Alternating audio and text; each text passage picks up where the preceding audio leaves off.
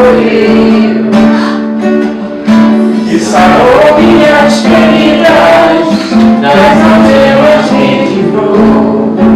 E falei do meu dilema, ele me escutou.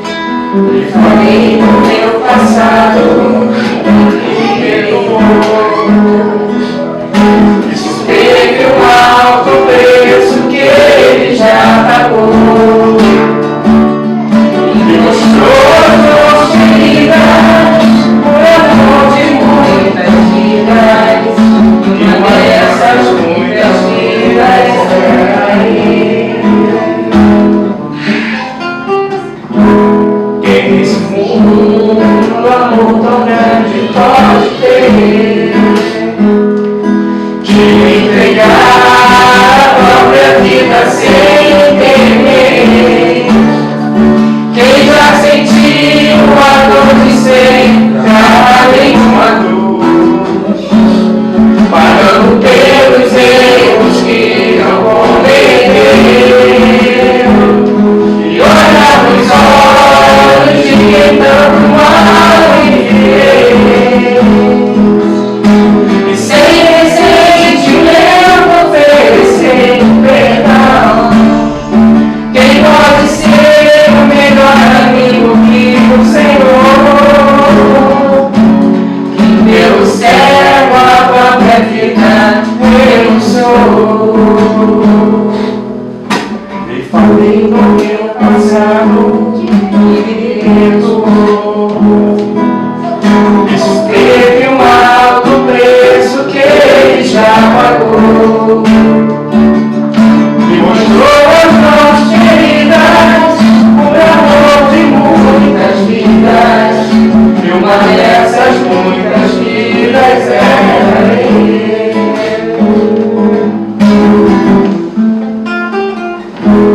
Quem nesse mundo amor tão grande pode ter, de entregar a própria vida sem temer. Quem já sentiu a você além de uma dor, pagando pelos erros que não cometeu, e olha nos olhos de quem tanto mal fez, e sem ressentimento oferecer perdão. Quem pode ser o melhor amigo que o Senhor, e pelo céu a própria vida eu sou. Quem pode ser o melhor amigo que o Senhor, e pelo céu a própria vida eu sou.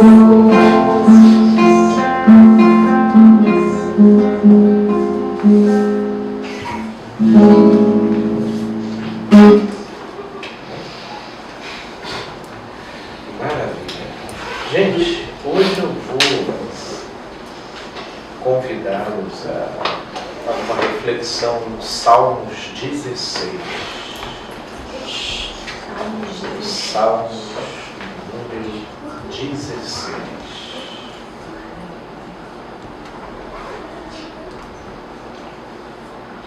Certa vez, conversando com uma paciente minha, nós entramos num certo contexto de conversa onde entendemos que o melhor caminho que ela poderia se direcionar para conseguir exorcizar as suas assombrações psicológicas interiores seria pela via do exercício de uma espiritualidade saudável. De uma espiritualidade saudável. E aí vem a grande pergunta: mas como se dará isso? Ora, pois, do que se trata? Como é que se vive isso? E de imediato, por tudo quanto a gente já viveu, observou e ainda constata ao nosso redor, a nossa ideia de espiritualidade é uma ideia de religiosidade.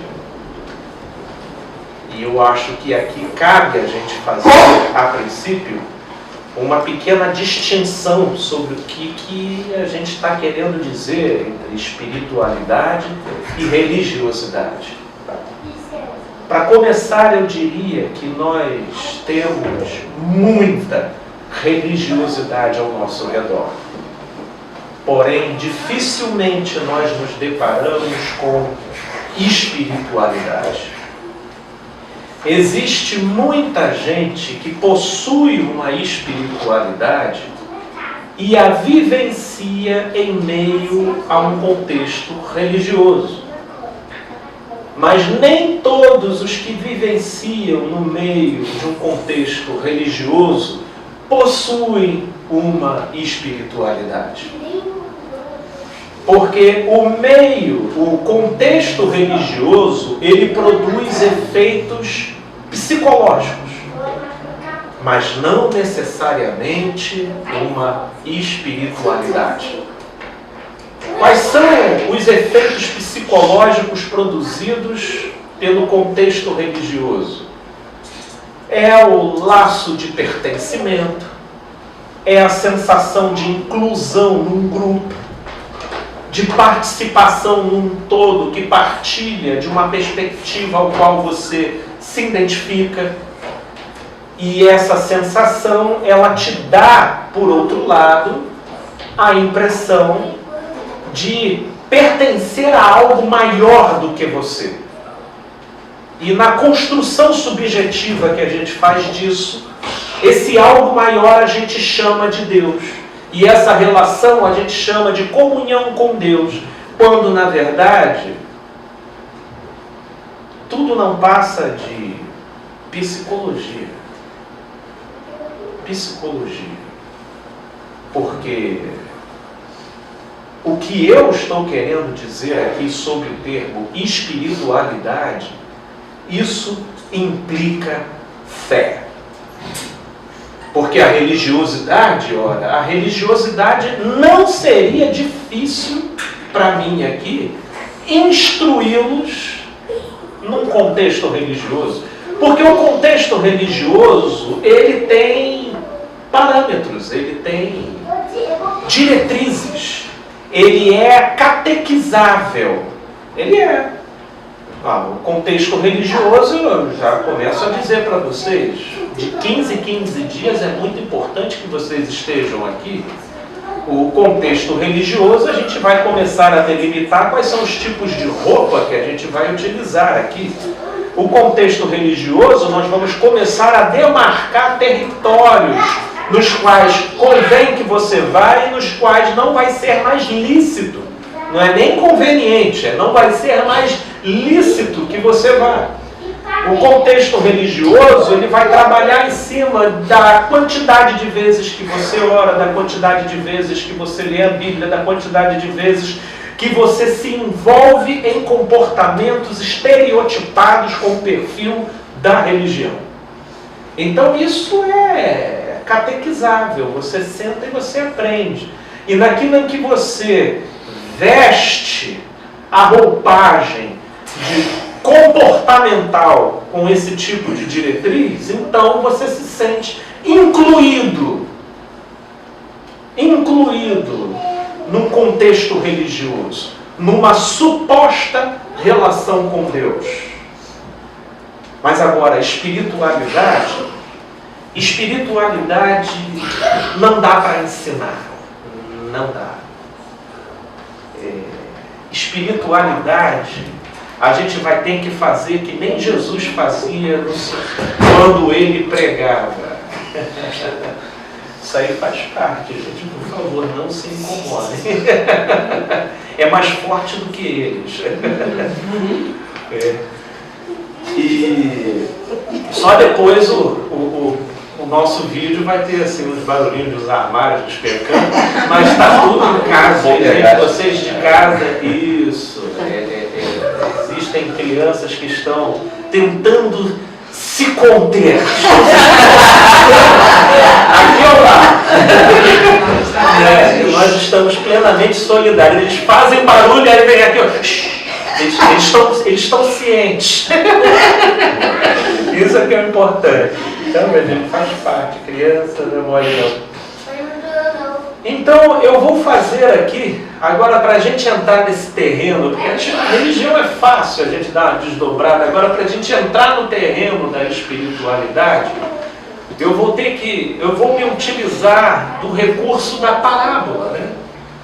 Como Jesus fazia. Ao que compararei o reino dos céus? Eu compararei ao Salmo 16. Aí a gente vai dar uma lida no Salmo 16 agora.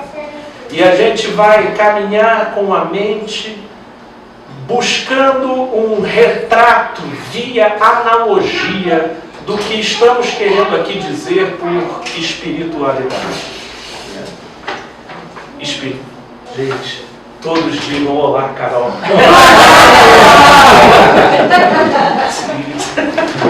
Desculpa, minha amiga foi mais forte.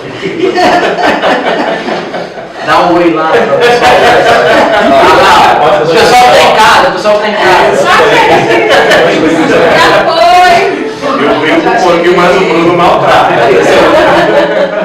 Vai editar. Emanuel, parou. Vamos. Fica passando. Vamos então ao Salmo 16. Diz o seguinte: guarda-me, ó Deus. Isso é um salmo de Davi. Porque em ti me refugio. Devagar. Digo ao Senhor: tu és o meu Senhor.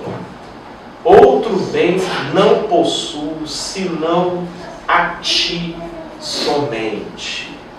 Senão a ti somente. Só uma declaração consciente de alguém que faz, senão a ti somente. Quanto aos santos que há na terra, quanto àqueles que frutificam bondade e vida na terra, são eles os notáveis, ou melhor dizendo, são eles os que eu noto. Eu percebo eles, nos quais, diga-se de passagem, eu tenho todo o meu prazer.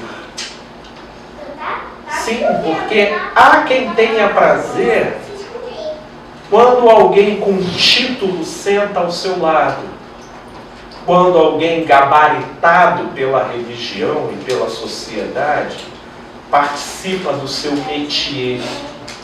Eu, todavia, eu noto aqueles que frutificam frutos de justiça na vida.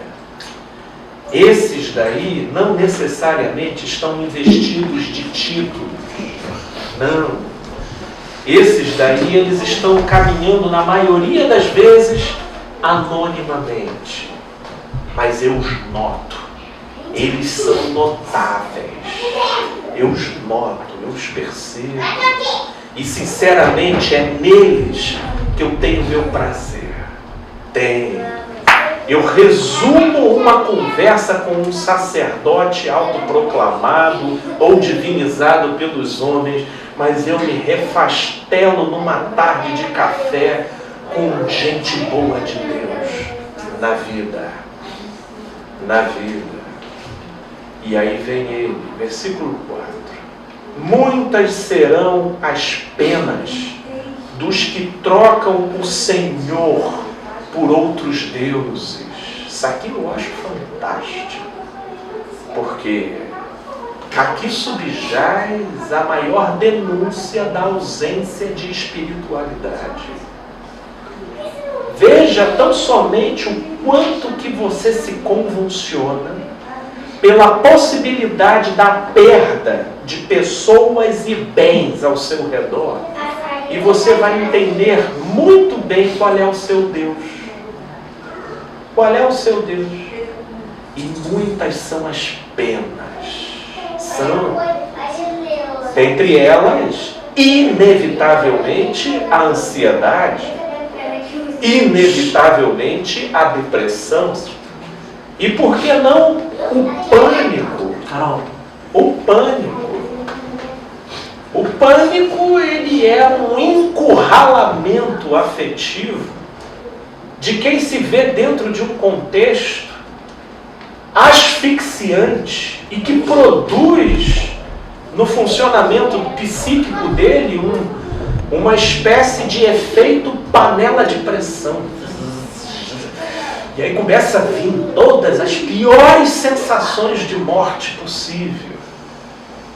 Muitas serão as penas dos que trocam o Senhor por outros senhores, por outras ênfases, por outras divinizações psicológicas que a gente vai redirecionando o todo da nossa energia psíquica pelo modo como a gente se vincula e se relaciona com essas pessoas ou com esses bens.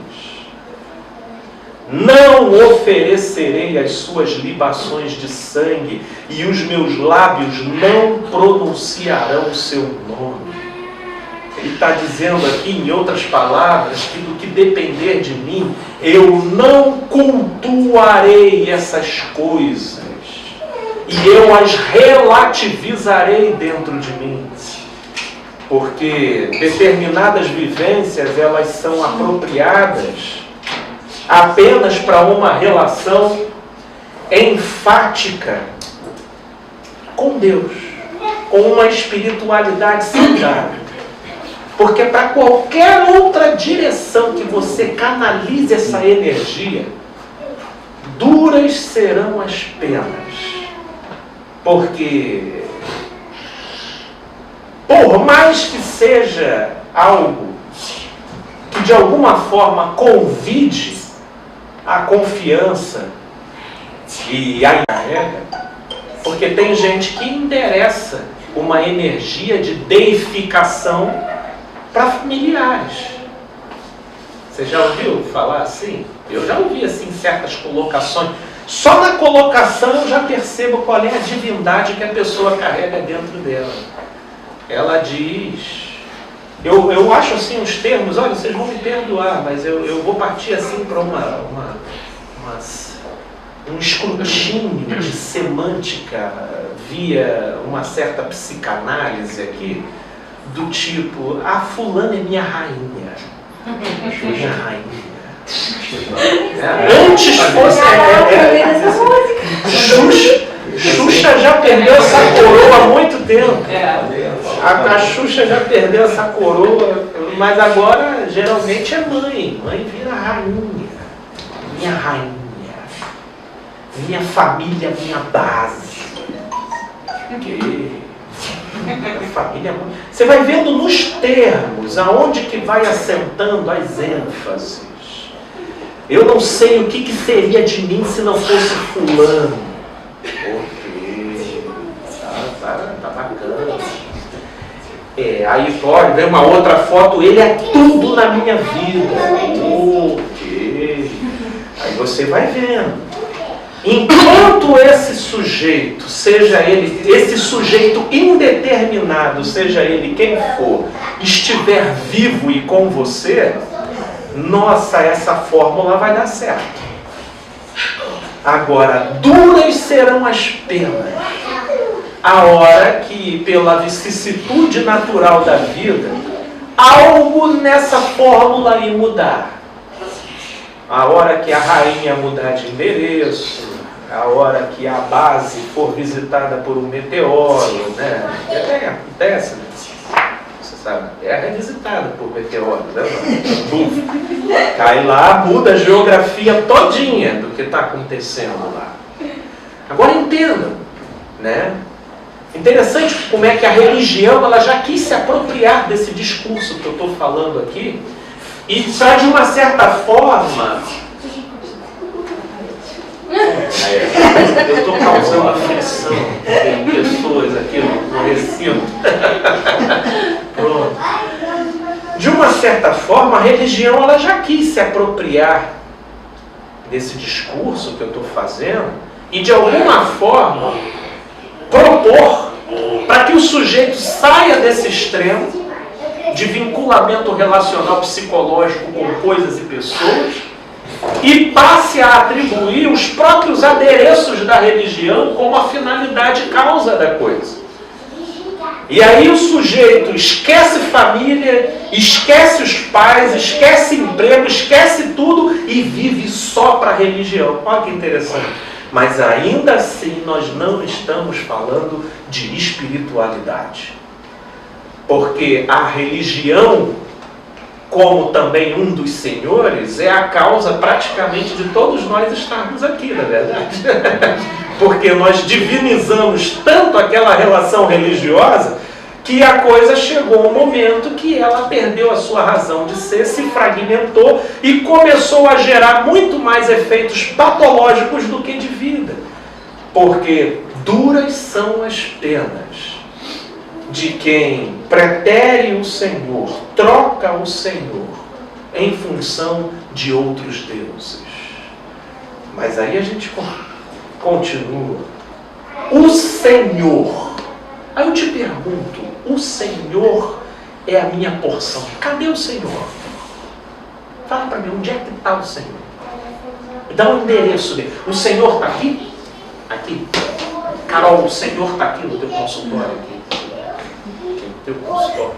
O consultório da Carol é a casa do Senhor. É aqui. Aqui. Esse espaço aqui. Está imantado. Até a faixa de cadeira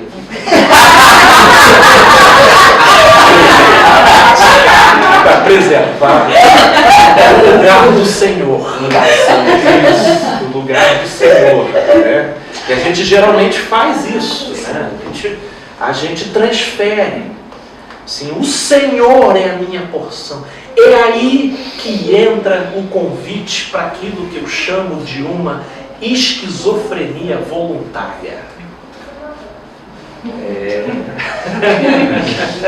Você já viu um delírio consciente? Um delírio consciente. Aí, nessa conversa com essa paciente, ela pergunta, mas como assim, Felipe? Eu falei assim, olha, imagina um amigo imaginário. Interessante que tem duas pessoinhas ali dentro daquela sala que não teriam dificuldade de entender. Nenhum. Imagina um amigo imaginário. Você não vê, você não toca, mas você declara quase que via delírio, alucinatório praticamente, o Senhor é a porção da minha herança e o meu cálice. Tu és o arrimo da minha sorte. Ele é o arrimo da minha sorte.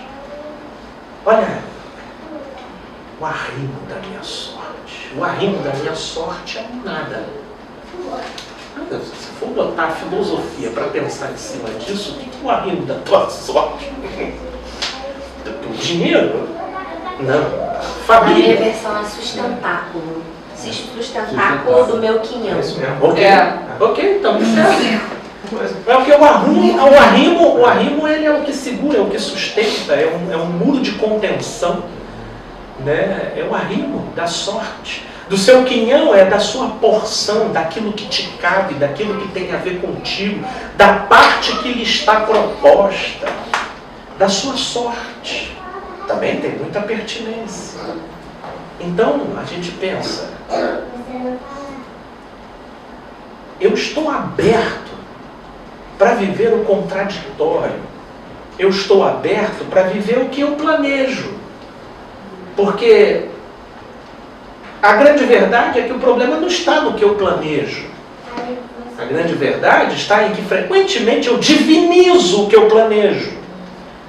E aquilo que eu planejo eu não permito e não aceito e não admito que absolutamente nada transgrida isso. Porque eu chamo de meu. porque eu me vinculo, estabelecendo um panteão de divindades ao meu redor, em relação a com quem eu me vinculo, a com quem eu me interajo, em relação ao que eu planejo. Mas numa espiritualidade saudável, o sustentáculo do meu quinhão e o arrimo da minha sorte é o nada. É aquilo que eu não vejo e eu não toco. E eu não estou dizendo é o nada, eu estou dizendo é o nada no sentido filosófico. Mas eu não estou dizendo que é o nada, nada. Eu só estou querendo divorciar o que eu estou dizendo dos nossos sentidos. Porque esse é o nosso vício de estabelecimento de uma espiritualidade. É pela fé. E ele vive. E há um propósito de amor. Mas o grosso disso não está à altura do meu controle. E eu preciso aprender a confiar nesse barulho. Nesse barulho. E aí vem. Caem-me as divisas em lugares amenos. Aí vem essa linguagem poética de Davi que é legal. É muito linda a minha herança. Caem-me. Aí olha interessante, quando o camarada ele acredita nisso. Ele acredita nisso. O Senhor é a porção da minha herança. Caem-me as divisas em lugares amenos. As minhas fronteiras, elas caem em lugares pacificados. Em lugares com total harmonia com o eu. Ainda que elas se façam contraditórias àquilo que a cultura preconiza como sendo sucesso, como sendo expansão, como sendo poder, como sendo realização, as minhas divisas caem em lugares amenos. É muito linda a minha herança. A minha herança.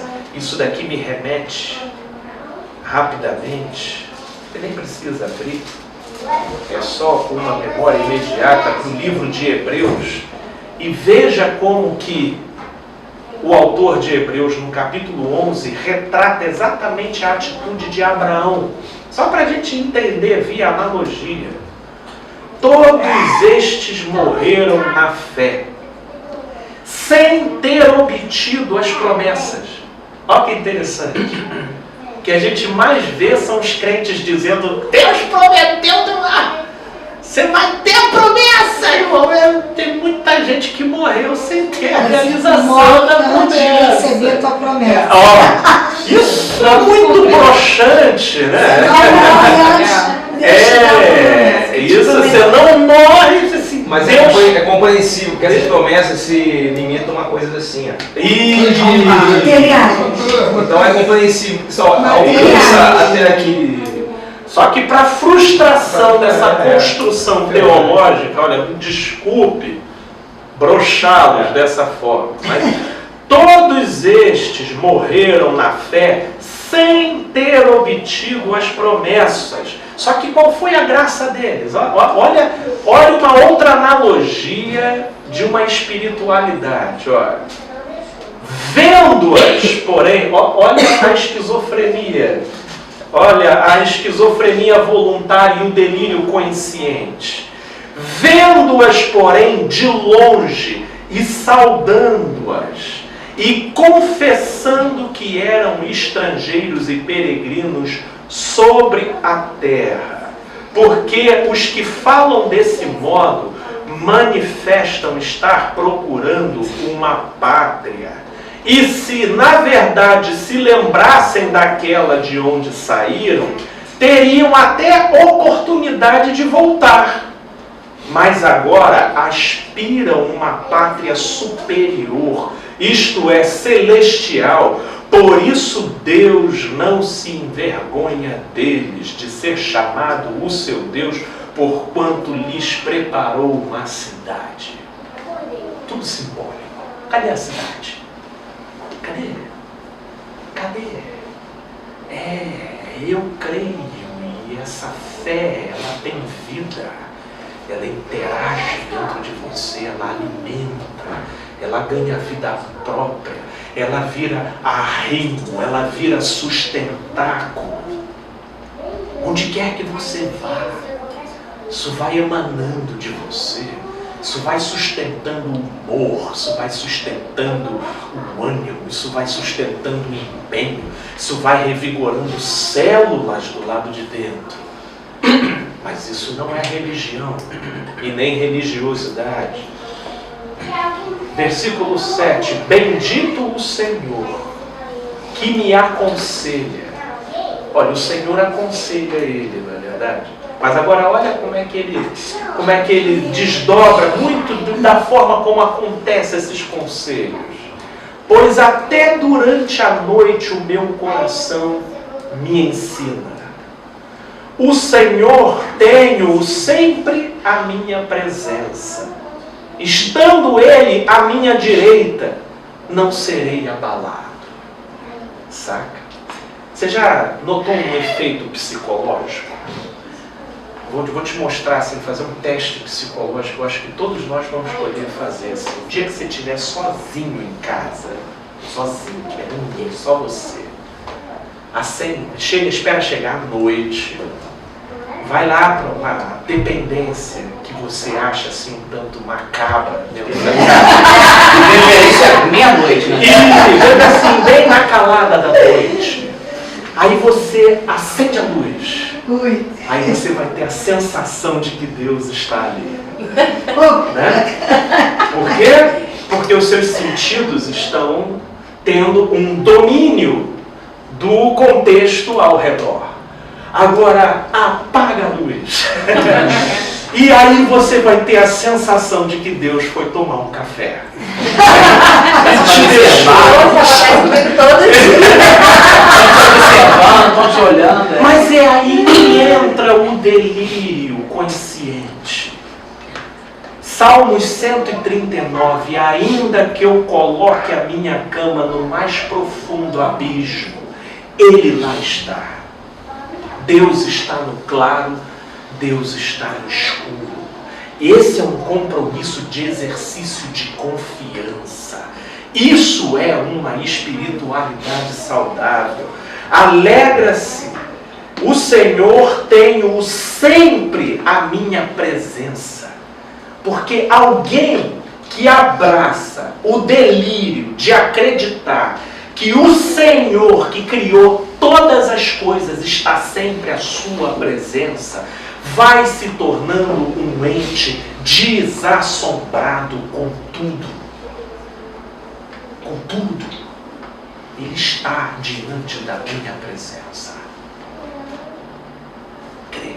Isso muda a sua vibração, sua energia. Espiritualmente, se passasse por você, você ia virar um luzeiro. Pelo que você abraçou para crer.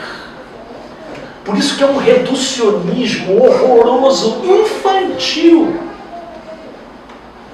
Confinar Deus aqui no consultório da Carol. Vou voltar a lembrar a parede. Não. Exatamente.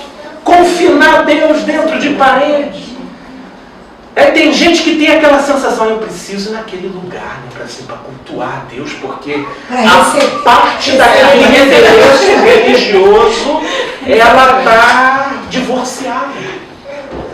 São pessoas, a religião, ela faz isso. Deus está sempre lá. Só recebe se for lá. Eu tenho que ir até lá para me comungar com Deus. E para até um discurso politicamente correto, eles dizem, né, que não, eu posso me relacionar com Deus aqui, mas isso é algo secundário, quiçá terciário, porque apagou a luz, Deus foi embora. Apagou a luz, Deus foi embora. Estando Ele à minha direita, não serei abalado de forma alguma. Se você aceitar isso, se você admitir isso, vivemos nele, respiramos nele. Não é o que Paulo fala lá em Atos 17 para os atenienses? Vivemos nele, respiramos nele. E a nossa maior desconexão via queda foi nos pensarmos sozinhos nessa existência. E duras são as penas de quem vive assim, de quem estabelece uma relação com Deus via religiosidade, onde Deus está sempre lá. Está sempre lá. Alegre-se, pois, o meu coração e o meu espírito exulta. Até o meu corpo repousará seguro. Olha que interessante. Até o meu corpo repousará seguro, quer dizer, é uma confiança que domestica e apazigua até o instinto de autopreservação. Pois aí vem até um verso que é relativo ao Messias, mas que tem uma mensagem simbólica para todos nós. Pois não deixarás a minha alma na morte, nem permitirás que o teu santo veja corrupção. Não deixarás a minha alma na morte, não deixarás a minha alma no medo, não deixarás a minha alma desguarnecida, não deixarás a minha alma assombrada, não deixarás a minha alma na morte, porque eu abracei a confiança de que Deus habita à minha direita, o Senhor vive em mim. Isso muda tudo. Tu me farás ver caminhos da vida. Na tua presença há plenitude de alegria. Na tua destra, delícias perpetuamente. Está aqui uma parábola de espiritualidade. De algo que se abraça do lado de dentro, totalmente divorciado da mediação dos sentidos. Do ver, do ouvir, do falar, do tocar e do compartilhar no Facebook também. E o Instagram viraram mediadores de expressão de devoção. Né? Nunca vi tanta gente orando no Facebook, vocês já viram? Já vi várias orações ali no Facebook. Todavia, nós estamos falando de uma espiritualidade. É de algo que só se vivencia para dentro, que a gente resolve abraçar, crer. E quem caminha dessa forma, apazigua, equilibra e passa pelo vale da sombra da morte sem temer mal algum. Porque o Senhor está contigo. Crê nisso? Vamos então orar